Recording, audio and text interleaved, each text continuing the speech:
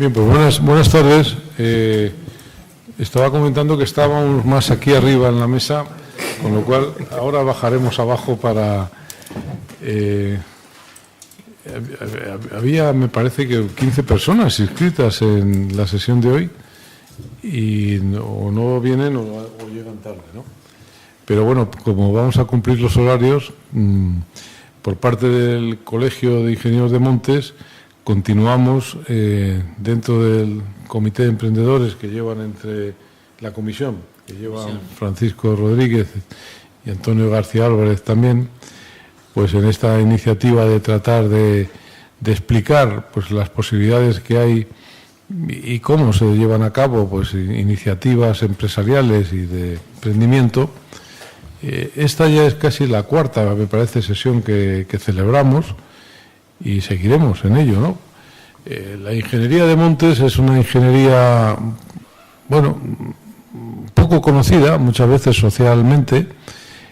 Por otra parte, es una ingeniería muy transversal, donde la formación de los egresados y de los titulados pues es una formación que atiende pues a muchas cuestiones. Bueno, algunos de los que estamos aquí lo sabemos bien, pero son cuestiones que afectan no solamente a los bosques o a los montes en el sentido estricto, sino que atienden naturalmente pues a los recursos naturales en sentido más amplio, a la propia economía de estos recursos.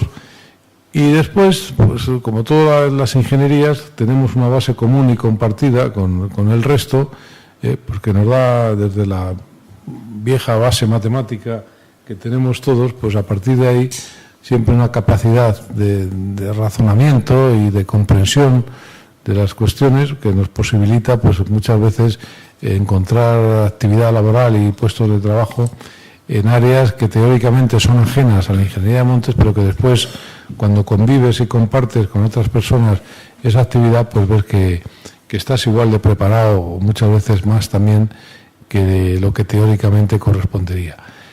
En este caso, hoy, pues la cuestión son las experiencias internacionales.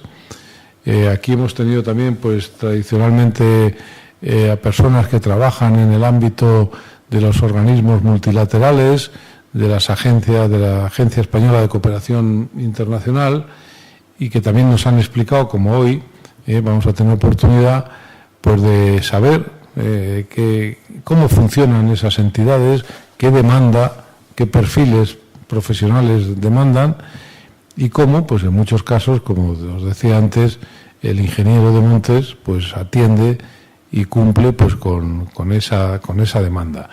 Casi nadie está preparado muchas veces para ejercer o llevar a cabo una labor profesional a priori en un determinado puesto. Todos aprendemos cuando llegamos a un sitio, pues todos, yo me atrevo a decir, aprendemos durante un tiempo cómo se hace ese trabajo que te toca desarrollar o desenvolver, o esa actividad.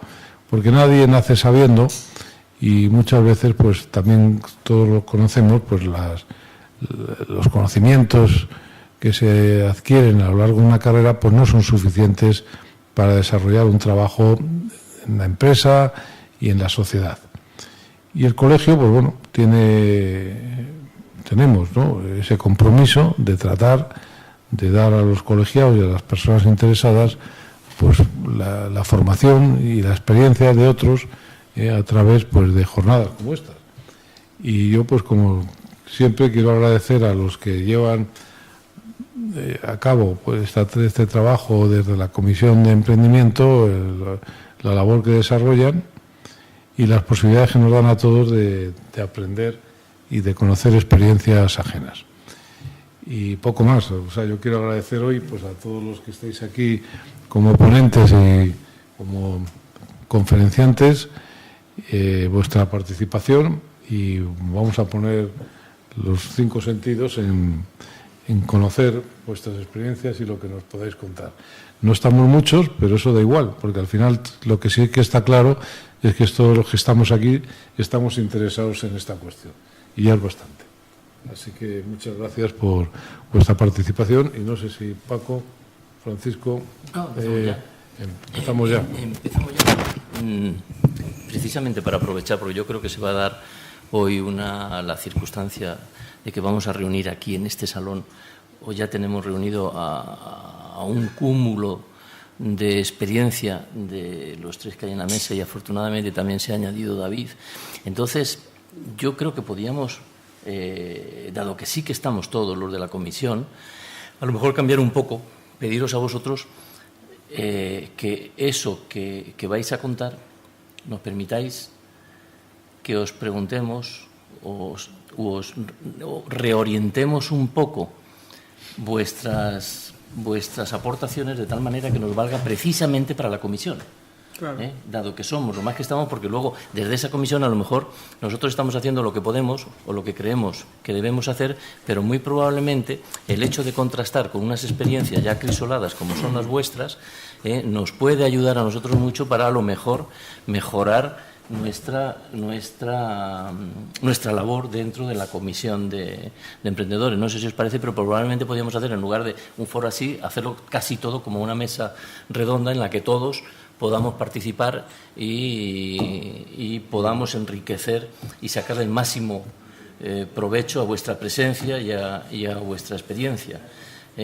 Y yo creo que luego os presentáis vosotros y hacéis lo que queráis. Solo deciros que de derecha a izquierda Luciano Slain, que es especialista ahora está trabajando en todo lo que tiene que ver con comunicación de Internet, pero ya procede de sus estudios de Buenos Aires en comunicación y en técnico en media, pero luego ha trabajado en otra multitud no multitud de cosas, pero vamos, una serie de cosas que le han ido haciendo una especie, o ha ido haciendo un surco, que eso es otro matiz que es importante decir, el ir haciendo el surco o que se vaya haciendo el surco.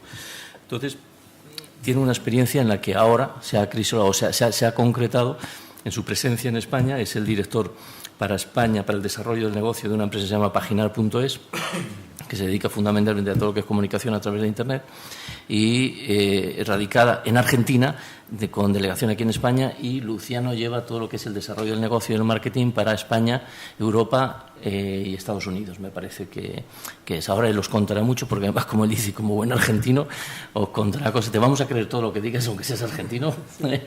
Te lo vamos a creer todo. Luego tenemos a Andrés, que es ingeniero de montes y trabaja en el campo forestal, propiamente, bueno, puramente forestal, aunque luego cuando os cuente una cosa curiosa, porque a pesar de estar metidos en ese mundo, yo por ejemplo no había caído, pero ha llegado a certificar, está certificando el jamón como uno de los productos mejores que da el monte.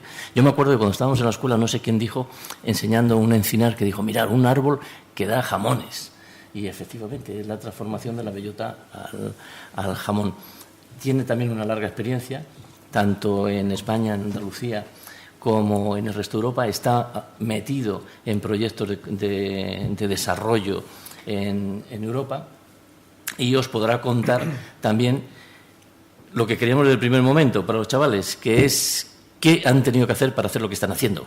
No solo lo que están haciendo, sino qué han tenido que hacer, ese proceso, ese calvario. Luciano os dará, que también luego hablando con Andrés estamos en la misma longitud de onda, pero ellos lo tienen escrito, esas definiciones que nosotros a veces en la comisión no las sabemos, no las sabemos discernir totalmente. Entre lo que es ser emprendedor y lo que es algo parecido a ser emprendedor, o algo diametralmente opuesto a lo que es emprendedor, y parece que todo está en el mismo batiburrillo. Pues tanto Andrés como Luciano lo contarán. Y a mi izquierda, Sergio Rodríguez, que es licenciado en Derecho, y desde que terminó la carrera pues se ha dedicado a hacer también muchas cosas, menos la abogacía concretamente o específicamente, pero desde antes de terminar la carrera se marchó a Bruselas.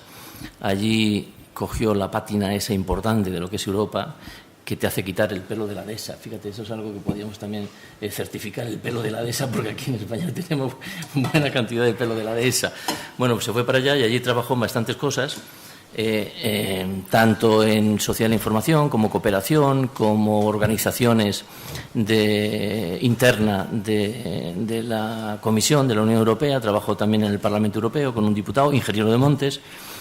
Después derivó hacia el mundo de la cooperación internacional, trabaja para la Unión Europea en proyectos de cooperación, y de los que yo conozca, pues hay algunos pues para el Mediterráneo, el norte Mediterráneo, lo que es el Magreb, para Europa del Este, creo que también ha hecho cosas en Latinoamérica, y trabaja en todo eso, aunque tiene una faceta importantísima, importantísima para él, y es importantísima creo que para más gente, y yo me cuento entre ellos, que es su faceta de escritor. Y eso también es una de las labores como emprendedor muy seria, porque eso sí que se hace solo. Y no es en estructura, sino te lo tienes que currar solo. Entonces, él, si quiere, ya os contará también algo, porque eso puede que aporte algo en lo que nosotros hoy pretendemos aprender de lo que ellos nos pueden dar. Y como añadido, ya que estamos poquitos, pues David, que es una reciente adquisición. David se ha dedicado también, es ingeniero de montes, y se ha dedicado a hacer cooperación internacional un montón de años, pero entre medias de esos años ha hecho una serie de cosas que yo creo que es importante. A nosotros nos viene de maravilla conocerlo, porque nos abre unos ojos que la mayor parte de nuestros chavales, de los que hay aquí en España, no han caído en la cuenta. Él ha estado en multitud de países ya, formándose en Noruega, formándose en México, trabajando en Holanda, una serie de cosas, trabajando en Mozambique, y ahora está aquí. Entonces, bueno, pues en esta charleta que podemos tener entre todos, con la voz cantante de ellos, yo creo que podemos sacar, nosotros que tenemos la suerte de estar, y los que no han venido, pues que se jorobe, porque no será por esfuerzo, ¿verdad, Luis o Salvador? Pues si no vienen, no vienen, pero yo creo que para nosotros nos vendrá muy bien. Y yo ya no digo más, si queréis, empezamos a hablar, os contáis cada uno, lo orientáis. Sí, y yo también. No, yo me quedo aquí. Contáis un poco lo que vosotros creáis conveniente, y luego hacemos una reunión entre todos, si os parece. Perfecto. Pues venga, Luciano. ¿Empiezo yo? Empieza tú. Que acá teníamos a ver, que esto es esto es lo que decía Paco recién, que estábamos discutiendo un poco para centrar el debate qué significaba esto de ser emprendedor. Cuando Paco me dijo, tendrías que venir a hablar, o estaría bueno que vengas a hablar sobre tu experiencia. Yo lo primero que pensé, porque es una palabra que me molesta bastante, fue justamente sobre el término emprendedor o emprender o entrepreneur o entrepreneurship.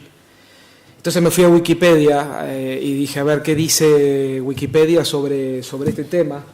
Y lo que dice es que, bueno, es un individuo que organiza y opera una o varias empresas asumiendo un riesgo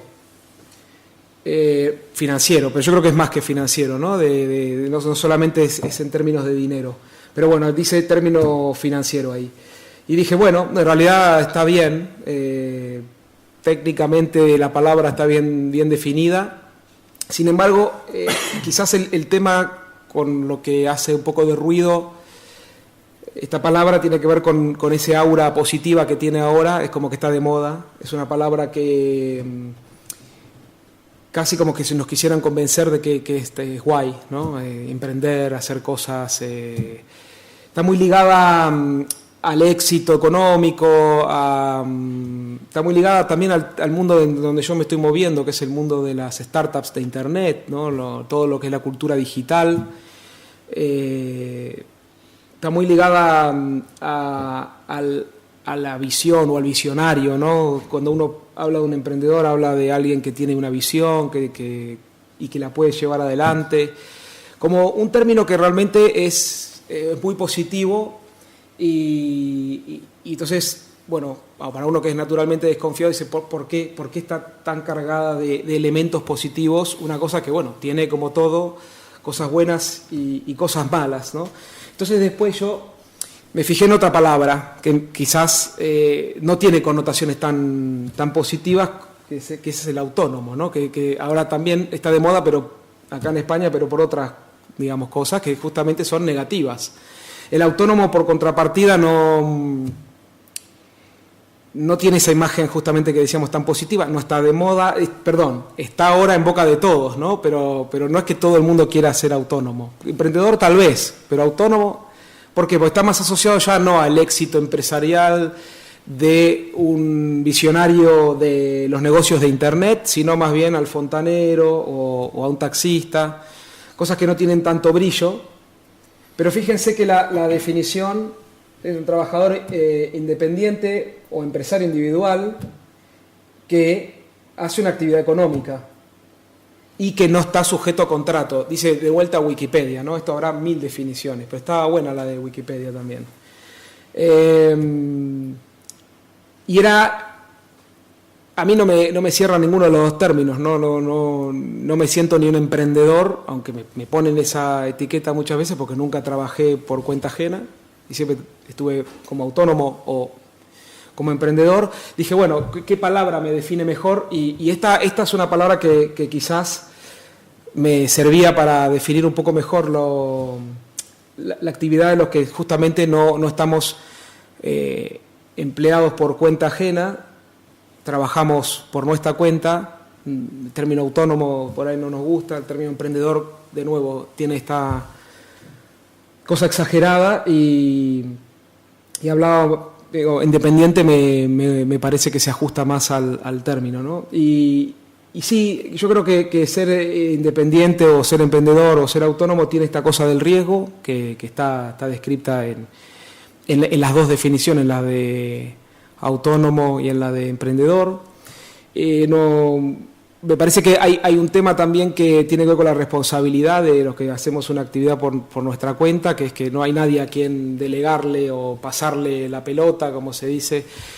Al final todo cae en manos siempre, en última instancia, de uno es el último responsable de todo lo que ocurre. Es cierto que da cierto grado de autonomía y de libertad ser independiente, pero al mismo tiempo esa libertad en el día a día es un poco terrible porque hay que sentarse todos los días frente a una hoja en blanco y decidir qué va a hacer uno con el tiempo de uno para llegar a lograr un objetivo que al final es conseguir negocio, ¿no? Es tratar de generar algún tipo de ingreso.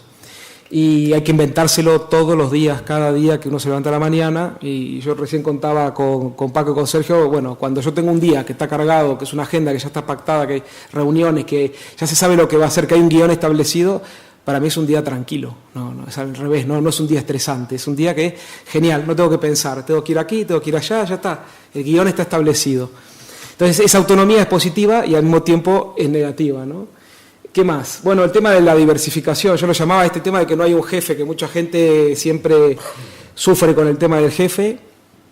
Tenemos muchos jefes los que somos autónomos, independientes o emprendedores, que son nuestros clientes. A cada uno de ellos hay que responderle, hay que atenderlos. Y bueno, de nuevo, es una decisión a quién primero, cómo y demás. Pero sí que hay jefes. Solamente diversificamos un poco el tema del jefe, ¿no? Y el tema de que muchos dicen, qué suerte, vos sos independiente, sos autónomo, sos emprendedor, te manejás tu tiempo como tú quieres, haces lo que te parezca. Bueno, eso es cierto que uno establece, de vuelta por lo que yo decía, las decisiones, las prioridades y demás, pero se curra bastante más, ¿no? Se trabaja mucho más como autónomo, como independiente, como emprendedor, porque además cuando termina la jornada de trabajo o el fin de semana, a mí me pasa mucho, uno sigue enchufado. Es imposible, no salís nunca del trabajo hasta que te dormís, estás en el trabajo, ¿no? Porque es como que estás con toda esa obsesión. Sí, todo el tiempo estás pensando en las cosas que tendrías que hacer, lo que no hiciste, y si el próximo movimiento, y si, bueno. Entonces sí que es lo que también hablo ahí de la flexibilidad, digo, tiene que ver con esto mismo, ¿no? Al final siempre hay que estar dispuesto, hay que estar disponible, hay que ser flexible porque está en el propio interés de uno en sacar las cosas adelante, ¿no?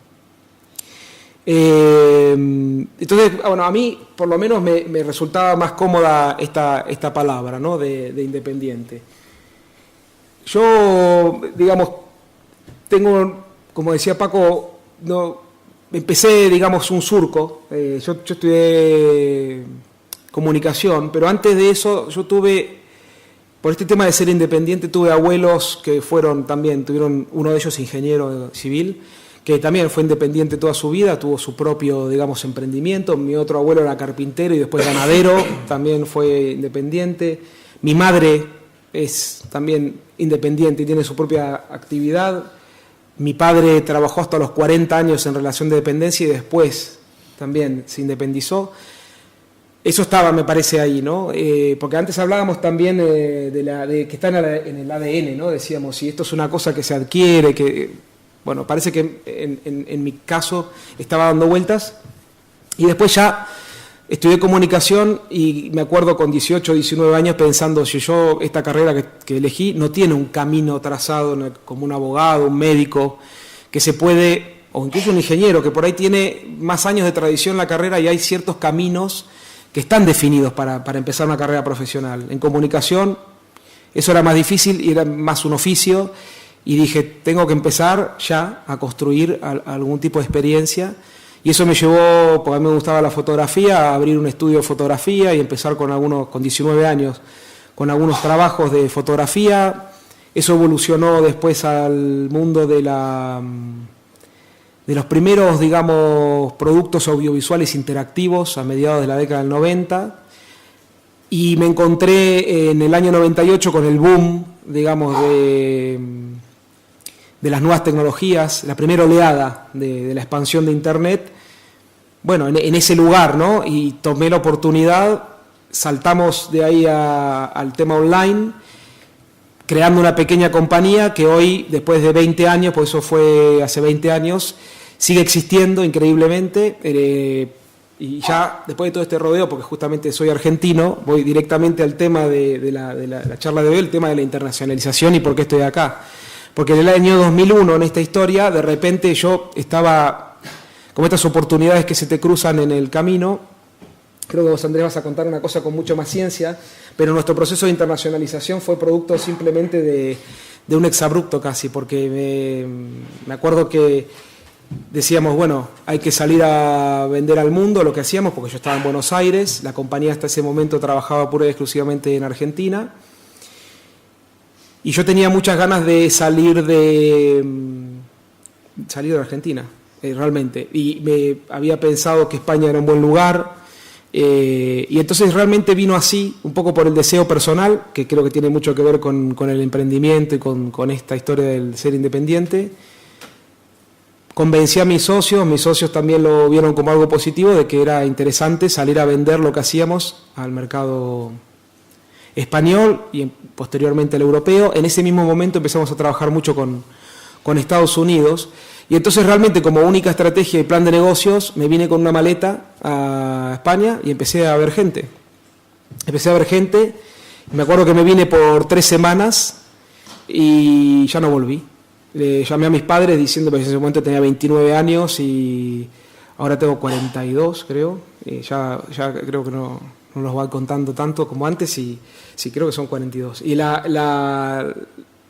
me acuerdo de llamar a mi madre y decirle, bueno, me quedo, no voy a perder el billete de vuelta, pero no vuelvo, porque empecé a encontrarme en esas 3 semanas que pasé en Madrid un montón de oportunidades que se me abrían, y dije, voy a transitar este camino, pero no había realmente mucho más plan que ese, ¿no?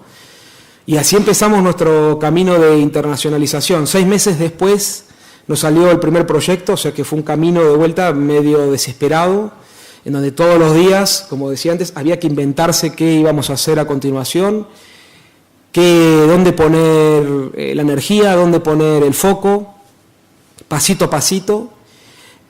6 meses después alguien creyó en nosotros y nos dio el primer proyecto. Eso nos permitió un poquito de desahogo financiero, ¿no? Y vino el segundo, vino el tercero, y de a poco fuimos consolidando ese proyecto, que surgió, como digo, casi de un deseo, bueno, casi no, diría que de un deseo, porque sin ese deseo, sin ese motor del deseo no hubiera sido posible, porque no había dinero, no había nada, no había... Y entonces vi experiencia personal de internacionalización, está, digamos, profundamente ligada con ese... Sí, con ese motor, diría, de deseo, ¿no? Y hoy estoy intentando una segunda experiencia, porque si bien hace muchos años que nosotros estamos trabajando también con nuestra compañía, hacemos desarrollos para Internet. Con Estados Unidos fue siempre más una cosa de recibir pedidos o encontrarnos por el camino con oportunidades, y ahora de vuelta me toca a mí, ya habiendo hecho cierto camino aquí en España, ocuparme ahora de la internacionalización de nuestra compañía en Estados Unidos. Esta vez lo estamos haciendo con un poquito más de cabeza, de orden y de plan, porque ya no hay tanta energía como antes, tanto ese deseo por ahí está, pero la energía no es la misma. Y estamos siguiendo un modelo de internacionalización que yo digo que no hubo estrategia cuando vinimos a España, es un poco mentiroso, porque había una idea que era a través de establecer alianzas locales con partners locales que nos permitieran ofrecer nuestros servicios a través de ellos, suponiendo que ellos ya tenían sus clientes. Y nosotros queríamos llegar directamente a los clientes, era mucho más difícil, un camino mucho más largo, sobre todo cuando no tienes financiación. Nosotros no tenemos ningún respaldo financiero de ningún tipo, todo lo hacemos con los ingresos genuinos que vamos obteniendo de nuestros proyectos. Y bueno, estamos replicando un poco el modelo que nos funcionó en España, porque ese fue el camino. En los primeros años trabajamos sobre todo a través de alianzas estratégicas con empresas que ofrecían servicios complementarios a los nuestros, y así llegamos a los proyectos.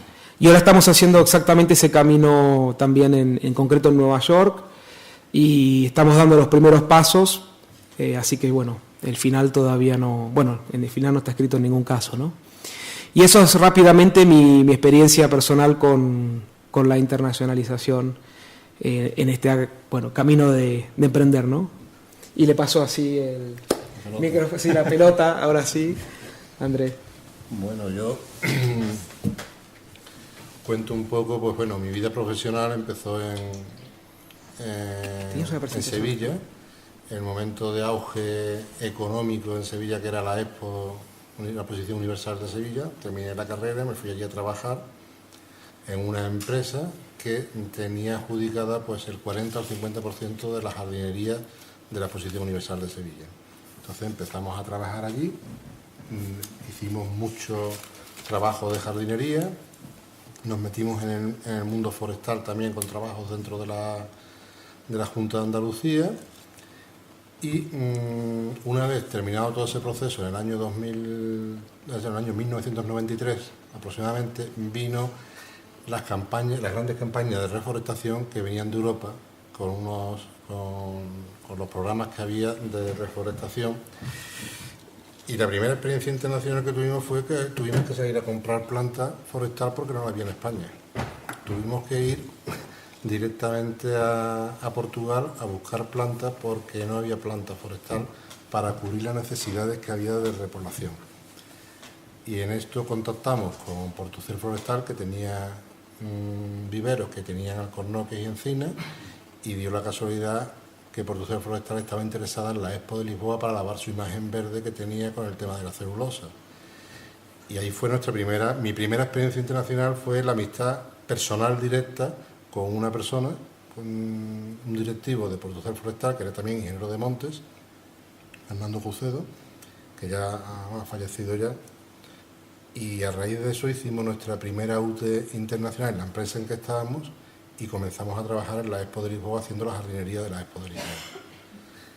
Cuestiones de casualidades de la vida, porque nos llevó una necesidad de una falta de planta aquí en España, nos hizo contactar con una empresa portuguesa. Esta empresa portuguesa nos vio en nosotros una fortaleza que era la jardinería y una experiencia en una exposición universal que les sirvió a ellos para para traer un bagaje a Lisboa y entrar a trabajar en la exposición universal de Lisboa. A raíz de ahí yo ya me separé de esta empresa, monté mi propio estudio forestal, mi propia empresa forestal, Acción Forestal. Nos desarrollamos fundamentalmente en el ámbito privado, desarrollando proyectos, gestión de subvenciones, trabajos selvícolas, Llegó el año 2003-2004, nos volcamos hacia la administración, nos certificamos en todo lo certificable que había que certificarse para trabajar con la administración y empezamos a trabajar. Al cabo de 2 o 3 años, pues conseguimos empezar a trabajar con la administración, pues, con confederaciones, con la Junta de Andalucía, con las empresas públicas, etcétera, etcétera.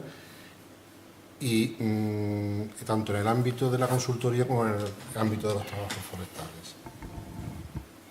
Y eso fue un reto que conseguimos en el año 2004-2005 y en el año 2008-2009 nos vimos venir un poco el toro, como quien dice, el toro de la crisis y dijimos, bueno, tenemos nuestro pequeño nicho de trabajos particulares, tenemos nuestro nicho de trabajos públicos, pero esto no es nada seguro, vamos a intentar sacar la cabeza un poco hacia afuera. Y en ese momento pues nos planteamos salir fuera a internacionalizarnos y lo primero que tuvimos que hacer es un análisis interno de qué es lo que nosotros, de todas nuestras actividades, que teníamos muchas patitas pequeñas, qué era lo que realmente éramos más fuertes y en qué podíamos realmente internacionalizar un producto que nosotros vendiéramos bien fuera. Entonces, lo primero que hicimos fue hacer lo que yo siempre aconsejo a todo el mundo, porque claro, las casualidades o los impulsos funcionan algunas veces, pero en la mayoría de los casos terminan en fracaso. Entonces, lo que hicimos fue una planificación estratégica de cómo internacionalizarnos. Y acudimos a consultores y a instituciones públicas para que nos fueran guiando un poco en este camino, y eso fue lo que empezamos a hacer a partir del año 2010-2011. En ese momento, pues acudimos a una consultoría experta en internacionalización y nos hizo un plan, trabajamos, se metió muy dentro de la empresa para estudiarnos muy profundamente y hacer un análisis de debilidades y fortalezas de la empresa, de todo, de los recursos que teníamos, de nuestras capacidades de inglés, de nuestras capacidades de recursos financieros, de nuestras capacidades de competitivas en cuanto al resto de empresas, los mercados a los que ahora podíamos hacer o no, porque nosotros estábamos muy especializados en el monte mediterráneo, por decirlo de alguna manera. Claro, eso nos cortaba mucho la hora de salir, porque en el momento que fuéramos a otro sitio donde no hubiera monte mediterráneo, ya estábamos con una situación que íbamos a ser menos competitivos. Bueno, pues todo eso lo estuvimos analizando y al final se creó un plan de acción determinado, una estrategia y un plan de acción, en el cual en esa estrategia y en ese plan de acción pues determinamos primero qué era lo que íbamos a internacionalizar. Lo primero, qué aspectos de nuestro negocio era interesante internacionalizar. Lo segundo, qué mercados eran prioritarios para nosotros. Ahí se analizó todo, el riesgo país, que es el riesgo pues, de situación económica, financiera, política, social de cada país, las posibilidades y potenciales forestales que tuviese el país en concreto, un montón de entradas en una matriz que se analizaban y al final llegábamos a unas conclusiones de que había 5 o 6 países que podían ser prioritarios para nosotros. Elegimos una serie de países y luego con esos países hicimos un pequeño estudio de mercado en el cual se estudió cómo funcionaba el mundo forestal en cada uno de esos países. Todo esto apoyado por instituciones públicas, es decir, nosotros acudimos a todos los medios posibles de financiación que había por cualquier sitio. O sea, buscamos desde el ICEX, Extenda, CEDETI, por cualquier sitio buscábamos líneas de ayuda que nos pudieran ayudar, porque claro, nosotros teníamos unos recursos financieros, pero para hacer todo este tipo de estudios y ponernos en una situación competitiva para poder salir fuera, necesitábamos no solamente nuestros recursos financieros, sino un apoyo mayor para hacerlo muy regladamente, de una manera muy organizada. Ahí elegimos al final 3 líneas para intentarnos internacionalizar. Una de ellas era la consultoría en ordenación de recursos naturales y gestión forestal sostenible. Otra era la internacionalización mediante la I+D+I, que pudiera apoyar en un momento determinado la consultoría, adquiriendo una ventaja competitiva con algún producto que nos permitiera ser más competitivos que el resto de empresas que estuvieran ahora mismo sacando consultoría fuera. Y luego la tercera, la venta de un producto que paralelamente veníamos desarrollando, que era el jamón ibérico, que ha comentado Paco antes, el jamón ibérico procedente de bosques sostenibles. El jamón ibérico procedente de bosques sostenibles no es más que la circunstancia de que nosotros certificamos. En el año 2007 fuimos de las primeras empresas particulares o privadas que nos pusimos a certificar montes privados, porque normalmente la certificación forestal empezó, salvo en el norte, que tenía una vocación muy maderera, en el País Vasco y la zona norte de España, que era una vocación maderera muy clara. En el resto eran instituciones públicas quienes certificaban montes públicos. Nosotros en el 2007 dimos ese paso y certificamos 20.000 hectáreas de montes privados, pero montes mediterráneos, todos de esas.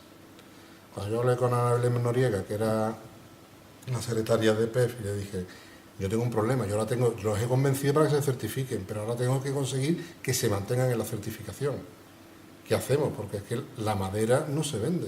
O sea, en las dehesas no se vende madera. La dehesa produce caza, produce ganado, produce corcho, pero la madera no se vende. Y el único valor añadido que se le puede dar a la certificación es que le paguen más a uno por tonelada o por metro cúbico de madera. Y como no hay, a ver qué hacemos. Entonces, pues vamos a intentar certificar el producto estrella de la dehesa. ¿Cuál es el producto estrella de la dehesa? Bueno, pues el jamón. Entonces, pues hicimos una cadena de custodia del jamón, certificamos el jamón ibérico, y en el año 2012 por primera vez existía el jamón ibérico certificado en PEF. A raíz de eso, a través de la Fundación Biodiversidad, Ana Belén Noriega cogió y hizo una campaña que se llama Sabores de Bosques Sostenibles, en la cual ya no entra solamente el jamón, sino la miel, las setas y cualquier otro producto que produzca, los frutos rojos, etcétera, productos que proceden del bosque. Claro, en la guerra del jamón en España ya podéis figuraros cómo es. Entonces, inmediatamente ni nos planteamos venderlo en España, directamente pensamos en venderlo fuera, donde el sello PEF tuviera cierto valor añadido y donde hubiera una sensibilidad ambiental alta y la gente conociera ese tipo de sellos, FSC o PEF. Directamente países nórdicos, Inglaterra, Francia, nos fuimos al ICEX y conseguimos una línea a través del programa PIPE para financiar todo lo que era la promoción en el exterior del jamón certificado en PEF. Y ahí también hemos ido trabajando esas tres líneas: la de consultoría, la de I+D+I y la del jamón, por decirlo así de alguna manera. La de consultoría, bueno, hemos intentado, hay dos caminos en tema de consultoría, el camino largo y el camino corto. No sé si algunos conoceréis. El camino corto es la presentación de expresiones de interés directas a organizaciones multilaterales o bilaterales. Nos hemos presentado varias expresiones de interés, hemos presentado 8 o 10 expresiones de interés en distintos países, en Argentina, en México, siempre en cooperación con otras empresas que sean tractoras nuestras. Nosotros somos una pyme pequeña y siempre nos apoyábamos en otras empresas que ya tuvieran algo de experiencia internacional, como el Instituto Andaluz de Tecnología, como IGEMA, una serie de empresas que hemos usado para ello. Hemos entrado en las expresiones de interés, es una primera convocatoria en la cual, para una consultoría, en la cual se presentan multitud de empresas o de consorcios internacionales de cualquier país, y luego hay una lista corta que se elige, que es la lista corta, que suele ser una terna ya. Y a esas ternas sí se le exige una presentación ya mucho más detallada de todo el procedimiento de licitación que se está haciendo. Son un proceso muy largo, duran las expresiones de interés duran 6-8 meses, y luego la lista corta dura otros 8 meses, año y medio. Nosotros, de 10 expresiones de interés que hemos presentado, hemos entrado en una sola lista corta, en Colombia. Esa es la realidad. O sea, que en Colombia hemos entrado en una sola lista corta, y hemos quedado desechados en el último minuto, hemos quedado desechados y no hemos llegado, de los 3, se lo dieron a otro consorcio y no lo hemos cogido. Procedimiento de la lista, el ciclo largo del proyecto es estudiar los fondos que hay internacionales, ir a los países, estudiar su problemática y ver por dónde pueden ellos coger esos fondos internacionales, cómo se pueden adaptar a esos fondos internacionales y buscarles, o sea, crearles la necesidad y buscarles un poco la financiación. Cuando ya está creado todo eso, al final eso se convierte en una licitación a la cual tú vas con ventaja competitiva, claro, porque sabes cuál es el procedimiento que se ha ido gestando, claro, todo el proyecto. Ahí hemos hecho varios intentos, tanto en Polonia como en Panamá. En Panamá fue un desastre, porque nos cambiaban continuamente la ANAMI, los distintos organismos que había en Panamá. Las personas y funcionarios cambiaban cada 3 semanas, 5 semanas, 10 semanas. Era un cambio continuo de personas y además con cambios políticos, y muy difícil, muy difícil. En Polonia estuvimos más cerca, pero también nos ha costado trabajo y no hemos llegado. Al final hemos tomado la línea de I+D+I. ¿Cuál ha sido? La línea de I+D+I, pues por unas casualidades nos enteramos de que había una posibilidad de presentarnos a lo que es Horizon y Horizonte 2020, entonces era el 7º programa marco europeo de I+D+I, donde hay una línea que es en beneficio de la I+D+I en beneficio de las pymes. Es una línea específica donde tienen que participar al menos 3 pymes de 3 países diferentes con 2 centros de investigación. ¿Qué hicimos? Buscar algo que nos diera a nosotros una ventaja en la lucha hacia salir al exterior. Y pensábamos que una de las ventajas que había hoy en día, en aquel momento, con el desarrollo de los vuelos LIDAR y los sistemas aéreos, era buscar algo que nos diera una ventaja ahí para hacer los inventarios forestales. Nos fuimos a una feria que había en Lugo, se llama Foresat, no sé si la conocéis, que es una feria dedicada fundamentalmente a todo el desarrollo satelital y de vuelos vinculados con el medio ambiente. Es una feria internacional, se celebra cada 2 años y ese año se celebrará en Lugo.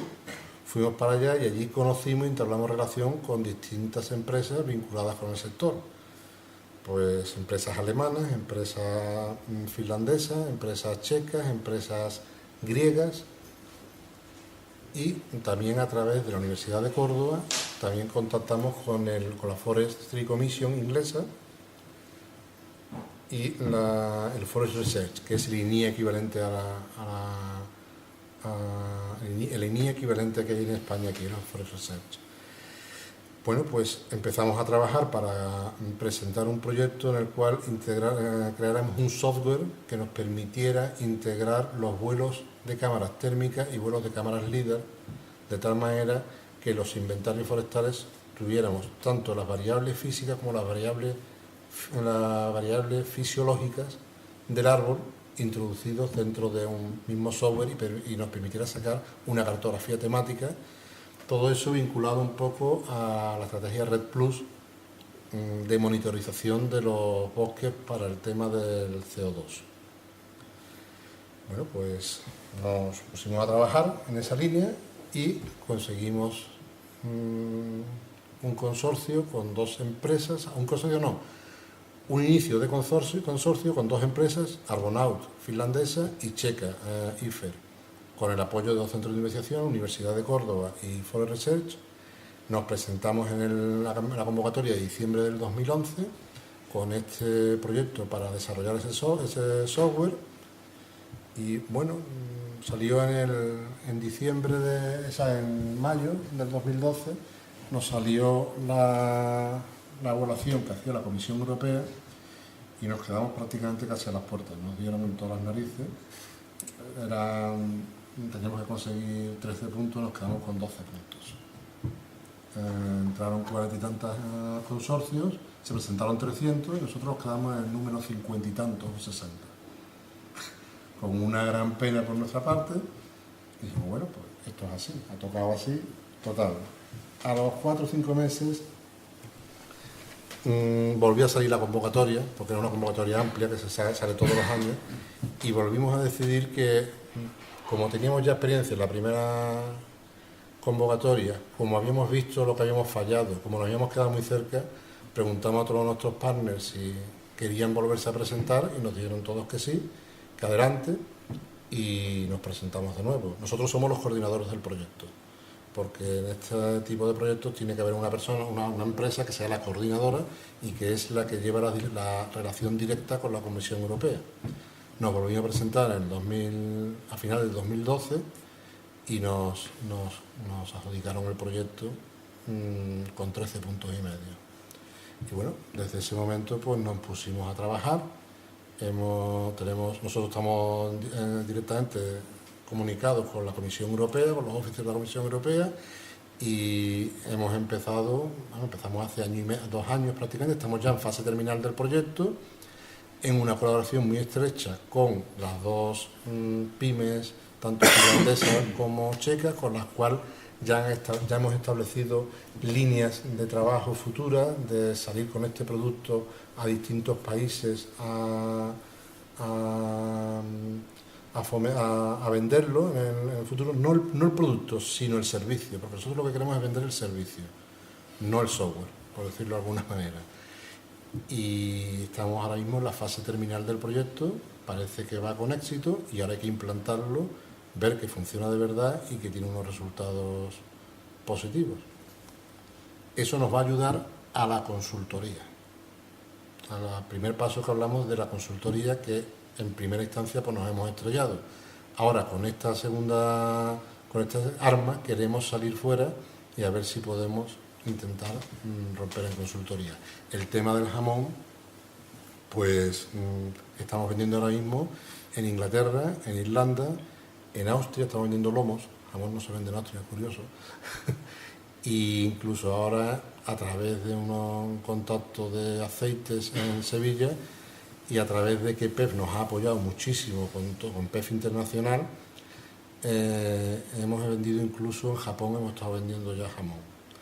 Pequeños lotes, muy pequeños porque se vende en muy pequeñas cantidades, pero bueno, es una diversificación que estamos ahora mismo en Inglaterra, Irlanda, Austria y Japón. Hace un mes que nos han hecho un pedido y ahí vamos.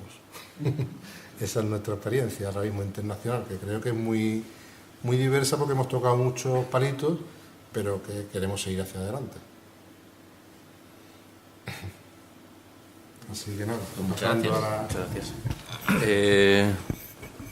Yo antes de empezar a contar cuál es mi trayectoria, me parece que quizá para explicar esa trayectoria tendríamos que rebobinar un poco e irnos a las definiciones que ha planteado Luciano, que ha presentado Luciano, y a la presentación de Andrés, porque me parece que nos hemos dejado una cosa muy importante en el tintero y que es lo que hace de la figura del emprendedor algo tan interesante para los poderes públicos y que hace que quieran promoverlo a toda costa, que es la creación de empleo. Las empresas, al fin y al cabo, lo que tienen de bueno no es solamente que generan dinero para aquel que ha tenido éxito, como estaba contando Luciano, sino que están creando puestos de trabajo. Y eso es la gran diferencia entre el emprendedor y el autónomo, como se ve al autónomo como el cuentapropista, el que trabaja pues para ir saliendo al paso, que es mi caso. Yo no he dado empleos más que por medio de otros proyectos en el que pues, luego contratabas a otra gente por la duración determinada de un proyecto, porque yo trabajo básicamente en lo que estaba comentando Andrés, en temas de consultoría, pero en el ámbito de la cooperación internacional y en proyectos europeos. También, si añadimos otra diapositiva a lo de Luciano, están esas 3 categorías que están muy bien, es la del autónomo, la del emprendedor, la del independiente, estaría la del despistado, que es en la que yo podría entrar facilísimamente. No tuve en ningún momento una idea clara de hacia dónde tiraba.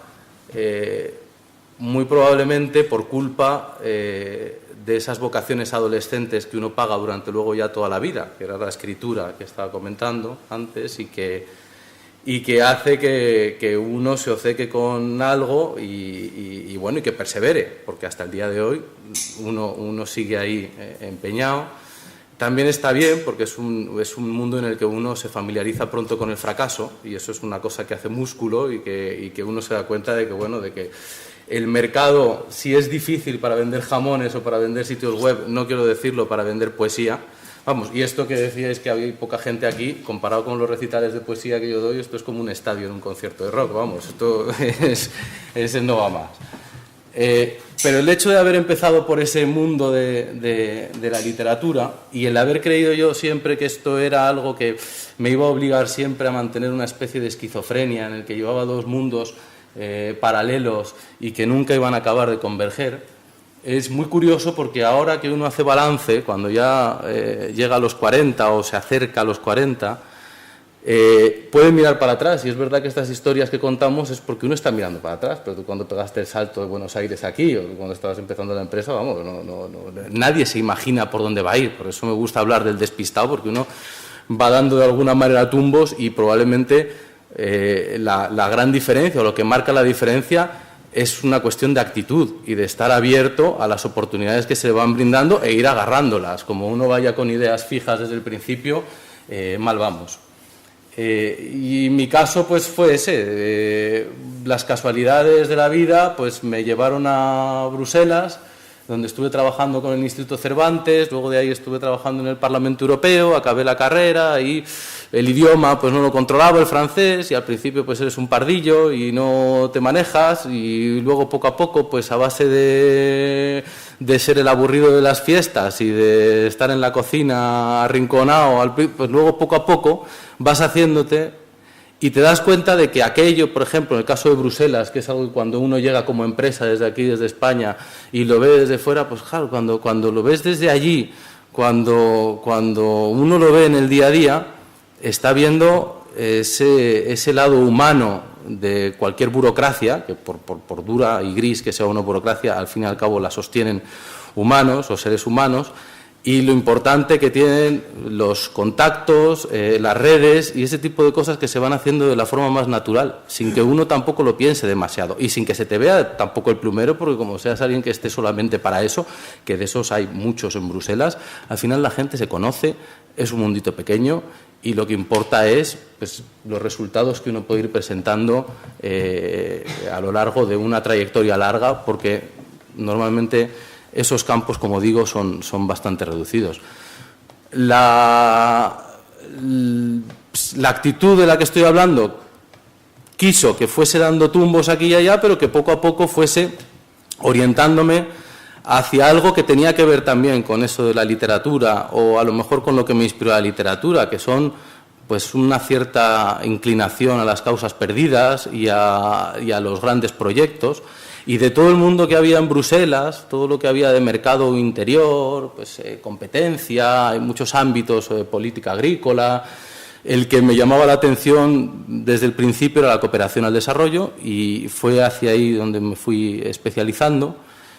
Y eso, pues también por no haber querido seguir un surco muy marcado, me ha llevado a trabajar en 3 áreas geográficas muy diferentes. Trabajé al principio en Europa del Este, durante todo el proceso de ampliación, con un proceso de internacionalización, pero que era un proceso de internacionalización muy particular, es el proceso de internacionalización de la Administración española.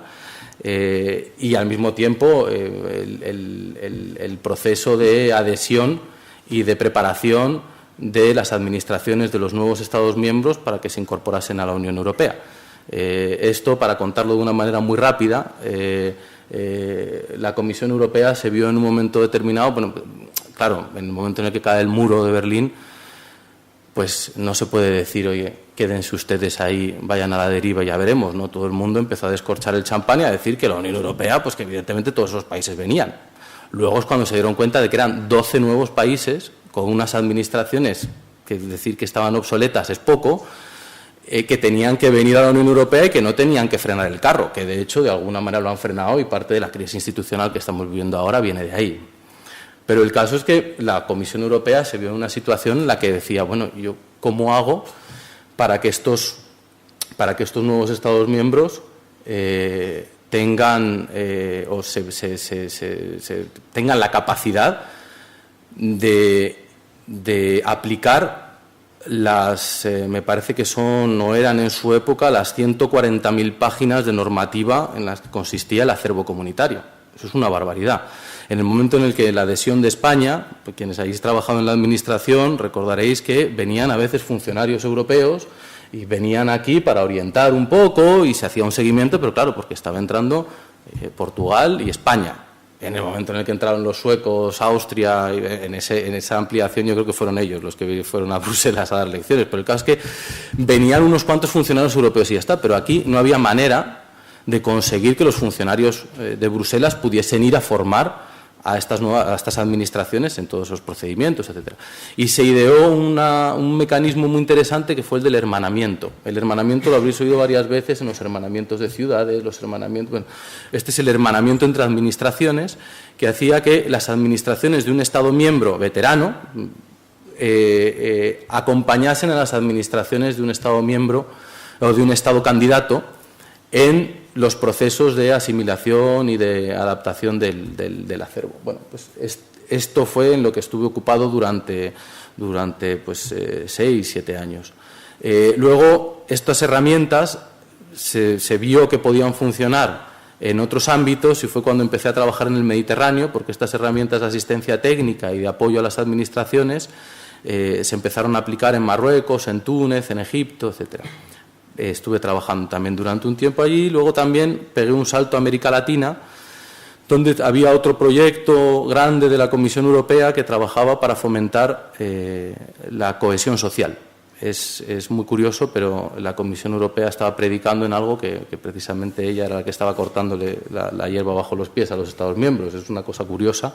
Pues es algo que yo, de hecho, descubrí ahí en la práctica, porque la Comisión Europea quería fomentar la cohesión social en América Latina, porque los diálogos que había entre las dos regiones habían acabado definiendo el problema de la cohesión social como el gran problema que creaba tantos niveles de violencia y de desigualdad en América Latina, etcétera, etcétera.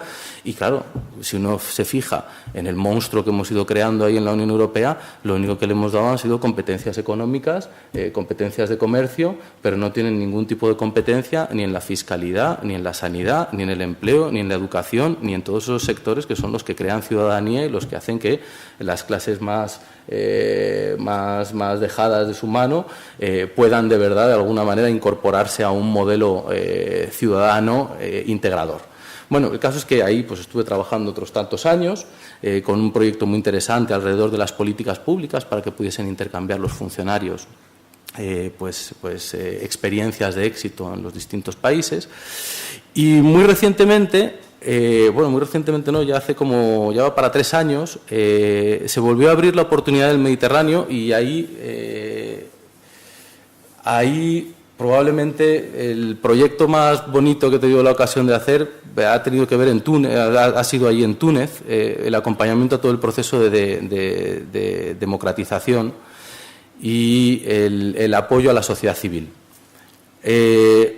Para llevar donde quería llevar la presentación, cuando uno habla de sociedad civil y cuando ve un país como Túnez, en el que la gente se echó a la calle, echaron al dictador, es un país con una sociedad muy desestructurada, con muchas desigualdades, donde toda la riqueza está concentrada en la capital, las regiones han estado continuamente despreciadas por las 2 dictaduras que se han ido encadenando allí,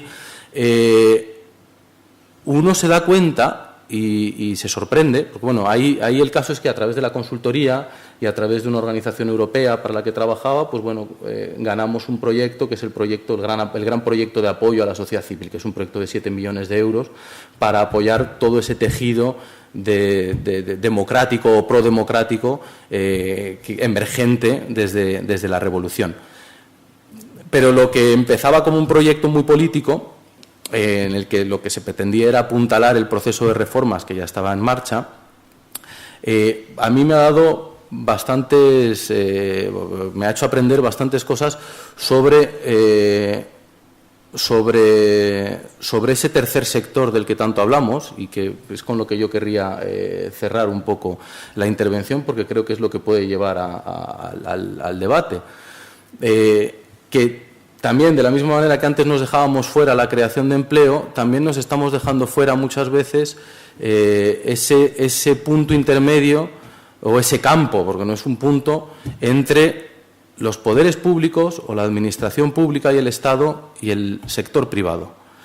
Y los bienes públicos o los bienes de interés público son tantos y hay tanta riqueza que se podría generar a partir de ellos y que no sería solamente una riqueza monetaria que se pudiese medir en términos económicos, sino también riqueza social, que es precisamente lo que está ocurriendo en Túnez, que no solamente son asociaciones que estén ocupándose de temas que tengan que ver con la política, con las elecciones, etcétera, etcétera, sino que están saliendo muchos proyectos de gestión de desechos y de residuos, muchos proyectos de creación de escuelas alternativas, centros de apoyo para los mayores, etcétera, etcétera.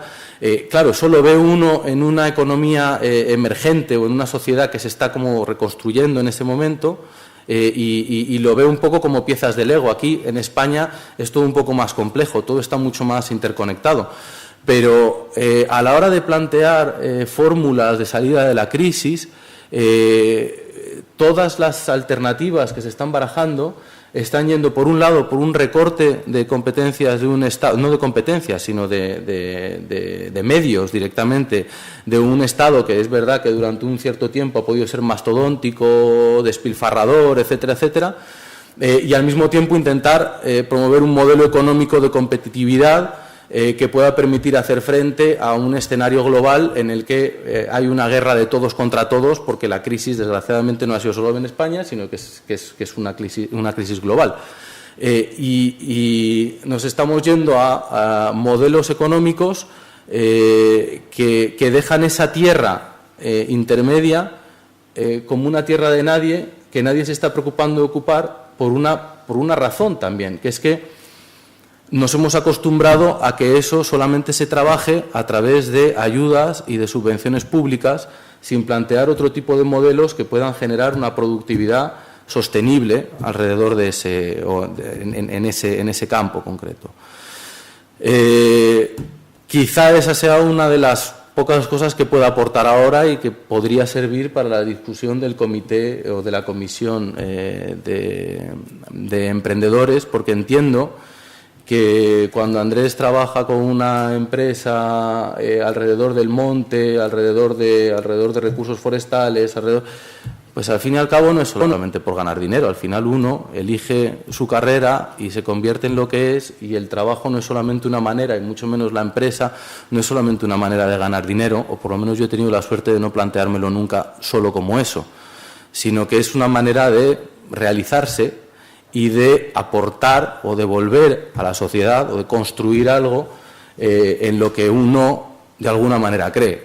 Y sí estaría bien que volvamos a enfocar la economía, igual que las finanzas, no como un fin en sí mismo, sino como algo que nos tiene que conducir hacia un modelo más sostenible en el futuro, porque la verdad que lo que estamos dejando a las generaciones que vienen no es muy prometedor.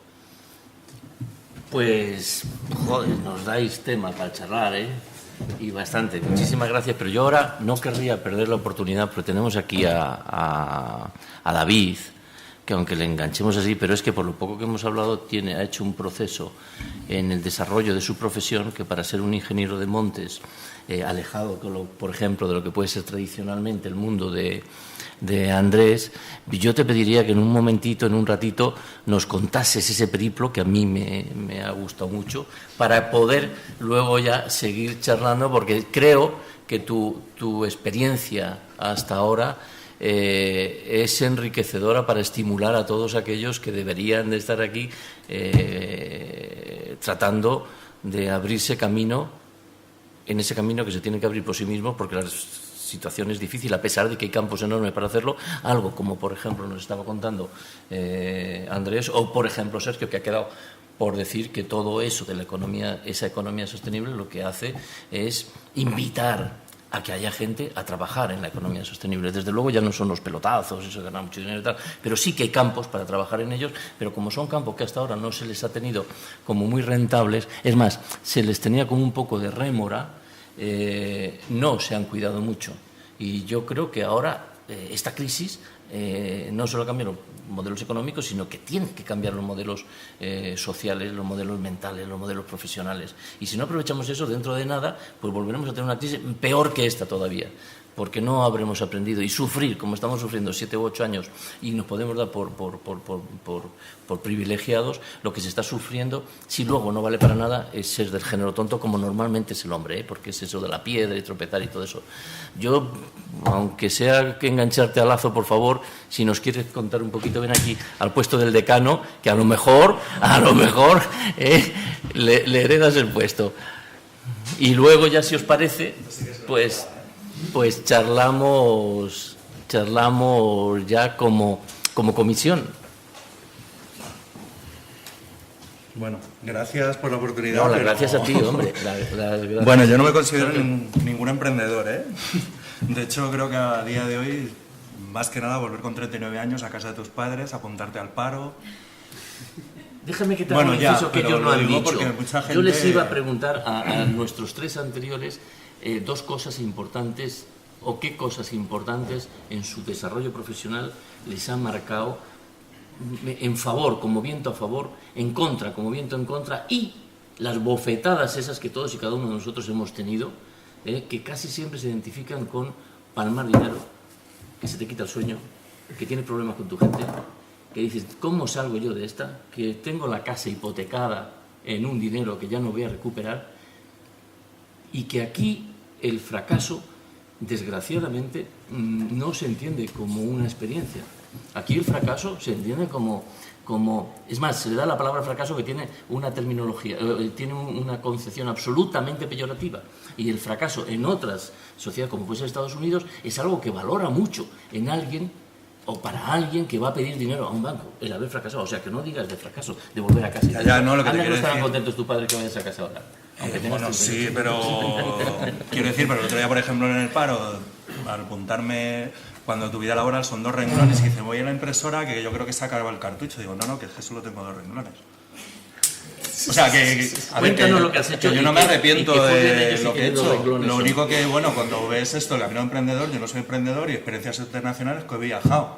Es como mi madre las del pueblo cuando le preguntaban, ¿y tu hijo? Pues mi hijo trabaja en una multinacional. No, porque viajo, pero no trabajo en una multinacional. Pero bueno, bueno, la historia. Yo me metí vocacionalmente ingeniero de montes. Mis selecciones yo me acuerdo que fueron ingeniero de montes, o sea, montes, forestales y trabajo social, porque a mí siempre había algo de las componentes sociales. Entonces yo hice la especialidad de silvo y el último año bosques, silvicultura tropical. Y entonces pues yo tenía mucha curiosidad, era 1 hora a la semana, no era nada, ¿no? Y ahí lo único que ponían, los problemas sociales y políticos pueden condicionar pues las explotaciones forestales de esa historia. Entonces yo hice, de hecho mi proyecto fue de la CEU en el Ayo de Montejo. Yo el último año estuve de becario en el Departamento de Fisiología y Anatomía, o sea, súper estadístico, súper todo números, todo tal. De hecho querían que siguiera haciendo el doctorado en el Ayo de Montejo, yo les dije que no, que había oído lo de Wageningen en Holanda, que tenían social forestry y que yo me iba a lo de la sociología. Y nada, y me fui hablando. Entonces allí me metí en el mundo pues todo de antropología, que yo no sabía ni lo que era un antropólogo ni nada. O sea, yo me metí en el mundo de la sociología, de hecho me costó muchísimo porque, bueno, los cursos al final sacaban las mejores notas en todo lo que fuera SIG, teledetección, data management.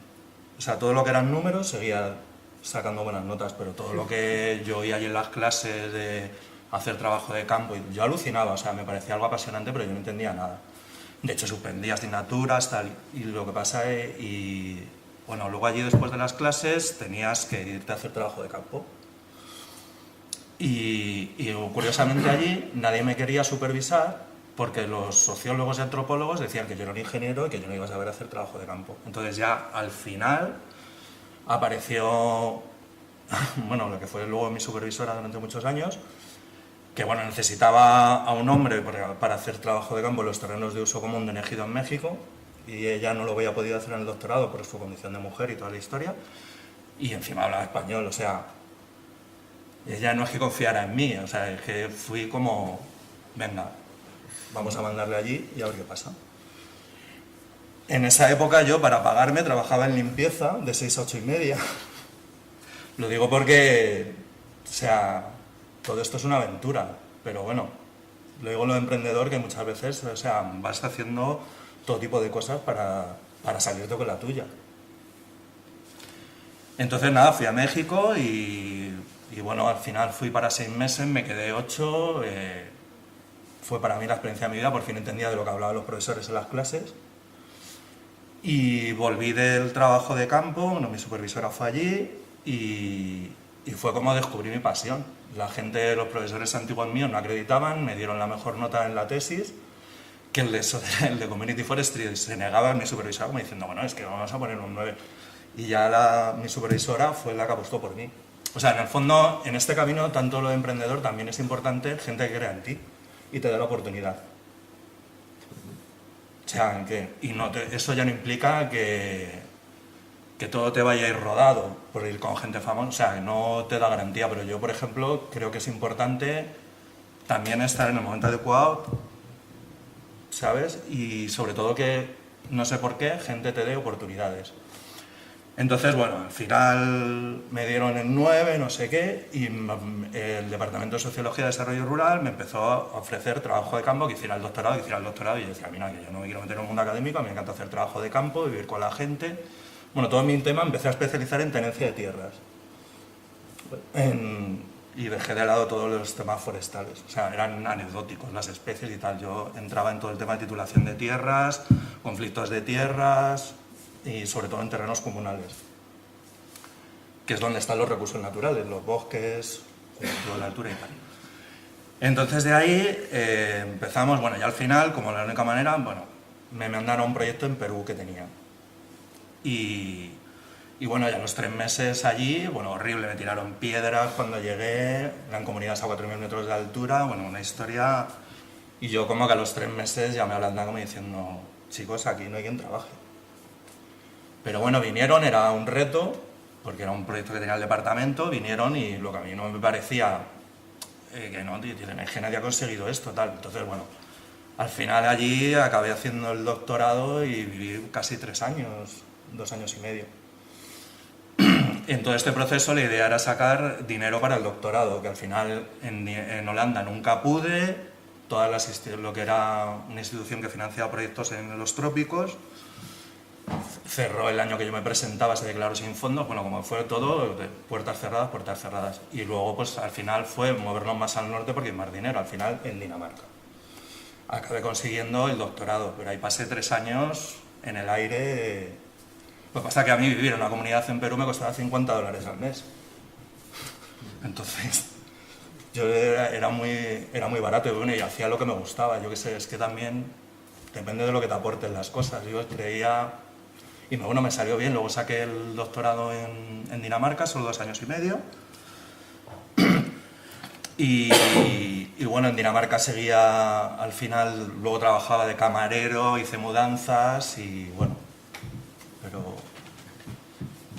Y luego de ahí de Dinamarca ya volví a España cuando acabé el doctorado en Estudios de Desarrollo Internacional. Y me presenté como... La verdad que había 3 ofertas de trabajo a Bolivia, Marruecos y Mozambique. La de Bolivia sí que tenía más temas forestales, eran como montar universidades forestales y así. Y lo de Mozambique yo cambié la primera hoja, presenté las 3, pero vamos con el Mozambique diciendo ni de coña, bueno, los Marruecos a lo mejor, pero vamos, lo de Mozambique, bueno, pues al final, como en Mozambique. Y bueno, pues al principio durante un año estuve montando empresas, o sea, como pasa aquí también en los ingenieros de montes, allí todo es agricultura, dan cosas de sistemas agroforestales, lo que es algo de montes. Entonces creamos en un instituto politécnico, creamos la especialidad de forestal, ingeniería forestal. Y bueno, pues también en laboratorios de SIG, teledetección. Pero vamos, yo allí era el nexo. También venían estudiantes de España para allá, venían mozambiqueños para acá. Y luego me gustó el país, me quedé de voluntario con una ONG varios meses, una ONG española, con Cipatá. Y luego me volví para acá y luego me llamaron para ir al norte. Y esto ya era con un proyecto de cooperación bilateral que llevaba la Junta de Andalucía, y esto era más trabajar a nivel del gobierno, con 5 instituciones, o sea, Mujer y Acción Social, con Agricultura, ya con 2 distritos, y bueno, ahí tenía de todo, también desde edificios para escuelas forestales, de todo, es que hacíamos programas de radio de productos agrícolas, mucho tema de género, bueno, un montón, era 1,5 millones de euros de financiamiento. Entonces cerramos eso y bueno, pues no sé si lo he resumido, pero eso ha sido un poco... Nos has dado una muestra así de que no has sido emprendedor nunca. ¿Eh? Hombre, yo me tiré a la piscina, pero... No, claro, eso yo creo que forma parte de esa confusión que tenemos con la palabra y el concepto de emprendedor. Es que hay que currárselo. Nosotros, desgraciadamente, tenemos muchos compañeros que están esperando a que salgan oposiciones en su casa, están esperando para meterse en la oposición. Entonces, lo que tú has comentado, has relatado de toda tu vida, de tu corta vida profesional, es una lucha continua por tratar de hacer lo que tú quieres hacer. No lo has vinculado con el dinero. Así me va, que pero lo decía bueno. Sergio también. Pero sí, en mi opinión, sí que es marcar un surco que hablábamos antes de tratar de salir adelante por tu cuenta y haciendo lo que te gusta. Yo te doy las gracias, vamos. Y, yo te doy las gracias. Encantado de haberte insistido para que vinieses aquí. No. Porque yo creo que nos ha venido fenomenal este baño de iniciativa. Y de ya, lo que pasa es que mucha gente, o sea, por ejemplo, nosotros de la gente de la escuela nos reunimos todas las navidades. Bueno, yo solo he ido 3 años, porque muchas veces o me pillaba afuera o así. Y, por ejemplo, este año, que la cosa estaba muy mal, nos juntamos en una casa rural, bueno, somos un grupo muy grande. Y bueno, la verdad que yo estoy sorprendido cómo está el mundo forestal. O sea, ya gente preparándose oposiciones a policía. ¿Sabes? Ya, porque no, ya hablar de bombero ya no estoy en tan buena forma. Yo lo único que hice aquí de forestal fui retenero, para pagarme la carnet de conducir. Pero vamos, peón, ahora que no me voy a acordar de decirlo, eso fue mi única experiencia forestal. Pero que yo ahora veo que la gente, o sea, pues eso, le da vueltas a todo, pero que yo no me imaginaba que estuviera así. Vamos, hoy esta mañana, por ejemplo, que he ido a la autónoma, que ya me han homologado el título de doctorado y tal, y tengo que volver al paro porque si no me lo aceptan y tal. O sea, yo ahora mismo, por ejemplo, estaba hablando con un amigo de, pues tío, estoy profesor de inglés. Pero yo ya ahora mismo me planteo, también porque yo ahora, por ejemplo, con todos los temas de cooperación y todo esto, pues yo no sé si es la crisis del cooperante, no sé si es que ya me he hecho mayor para ciertas cosas, pero creo que es importante también creer en lo que haces. O sea, que ahora, por ejemplo, a mí mi ilusión sería ser profesor en la universidad en antropología. O sea, no, ya me movería a otras cosas, pero que sí, por ejemplo, eso sé que es prácticamente imposible, pero pues que si tengo que ser profesor de inglés, pues soy. A mí me da que por tu currículum acabarás siendo profesor de antropología, vamos, sin dudarlo. Pues ahora, si os parece... Bueno, hay una cuestión de logística que es... yo no sé, Andrés, si tú has podido cambiar tu billete o no. No lo he podido cambiar, pero vamos, hasta las 7:30, 7:20... Bueno, tú manejas tu tiempo. Y ahora, yo no sé si alguno de vosotros quiere aportar, porque hay unos cuantos compañeros que... Pues tú tienes la palabra. Buenas, yo soy Ivanova, soy ingeniera agrícola y bueno, pues quería simplemente daros las gracias porque realmente es una de las pocas charlas con sinceridad y honestidad a las que he asistido acerca del tema del emprendimiento, ¿no? Gracias. ¿Se me oye? Sí. bueno, asistir a charlas, a ponencias sobre el emprendimiento, sobre las startups y todo eso, ¿no? Entonces está todo de gloria, del éxito, es todo como muy, muy yankee, ¿no? Muy americano, y la realidad pues es la realidad, ¿no? Que es tangible, yo creo que es otra. Y es un poco lo que recepto, ¿no? Lo que tú comentabas de que cuando el fracaso ocurre, ¿no? Pero ya nadie le apetece probar el fracaso, ¿no? Esto es como cuando dices, mi primer coche de estudiante me lo he pagado con 3 años trabajando todos los veranos y qué bien me sabe. No, pues yo hubiera preferido que me regalaran. ¿Sí? ¿Se me oye? El caso es que yo os quería preguntar algo que habéis mencionado todos en vuestras charlas, y es el tema del azar. O sea, ¿cómo influye el azar o cómo ha influido en vuestras experiencias para que en ese punto límite en el que a lo mejor, creo que lo comentabas tú ahora, ¿no? Acerca de tus compañeros, que uno se prepara a la posición de policía, otro de bombero, ¿no? Ese punto en vuestras vidas que a lo mejor sí os habéis planteado el decir, abandono mi desarrollo técnico, ¿no? Porque aunque sean diferentes áreas, pues todos tenéis un desarrollo técnico, lo abandono y me entrego a algo que ni me gusta, ni me aporta, ni me he preparado para ello, ni me va a hacer feliz. ¿Cómo ha jugado el azar en vuestras vidas? Porque yo creo que ha sido definitivo, ¿no? O es definitivo en todas las vidas de nosotros. Yo puedo decir algo sobre el azar. Yo siempre digo que... Perdón, Luciano, ponte el micrófono porque, aunque no acá. Luego lo he dicho, esto se está grabando y no sé si está saliendo en streaming, no lo sé. Muy importante. Sin corbata. Sin corbata, me voy a peinar ahora. Que, digamos, la suerte siempre te tiene que acompañar, ¿no? Es decir, o la mala suerte te puede joder algo que vos estás tratando de conseguir. Y sin embargo, es de alguna manera, como decía Picasso, ¿no? que la inspiración me agarre trabajando. Es decir, la suerte te tiene que acompañar y el azar es evidentemente un factor que, por lo menos yo considero que está siempre metido en absolutamente todo. Y la cuestión es que uno tiene que estar justamente trabajando para conseguir ese objetivo que uno se propone. Y después te tiene que, inevitablemente, yo siempre digo, bueno, tenemos todo listo, está esto, y hemos hecho todos los pasos. Yo siempre digo que hay que hacer todo lo que está a tu alcance para conseguir eso. Y la pregunta que me hago constantemente cuando estoy tratando de hacer algo, ¿hice todo lo que podía hacer para llegar a eso? ¿O podría hacer algo más? Y si mi respuesta es, ¿puedo hacer algo más? Entonces veo cómo puedo hacerlo. Una vez que, de verdad, hice todo lo que estaba a mi alcance para poder lograrlo, considero siempre, bueno, ahora sí que es alea jacta est, ¿no? Estamos en manos ya de la suerte. Y sí, la suerte para mí es un componente que siempre tiene que estar ahí para que en el último minuto nada se joda o justamente todo el trabajo que venís haciendo acabe en el lugar adecuado, ¿no? Y creo que en general me ha acompañado. Eso es lo que quería agregar. O sea. Yo pienso que la suerte hay que perseguirla.